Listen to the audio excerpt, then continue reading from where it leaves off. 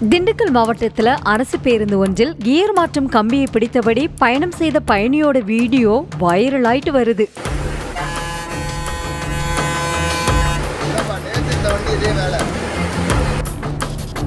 வத்தலகுண்டு பேருந்து நிலையத்திலிருந்து பண்ணைக்காடு கிராமத்திற்கு செல்ற அரசு பேருந்து பயணிகளுடன் மலைச்சாலை வழியாக சென்று கொண்டிருந்தது. அப்போது பேருந்தில் கியர் மாற்றும் ராட் கம்பி இணைப்பு கம்பியிலிருந்து விலகியதாக கூறப்படுது. இதனைத் தொடர்ந்து பெரும் அசம்பாவிதம் நடைபெறாத வண்ணம் பேருந்தில் பயணம் செய்த பயணி ஒருவர் கியர் மாற்றும் கம்பியை பிடித்தபடியே பேருந்தில் பயணம் செய்துள்ளார். இதனால் பயணிகள் அனைவரும் மிகுந்த அச்சத்தில் பயணம் செய்துள்ளனர். இதற்கிடையில் அந்த காட்சியை பயணி ஒருவர் வீடியோவாக எடுக்க அது தற்போது சமூக வலைத்தளங்களில் வைரலாக பரவி வருகிறது.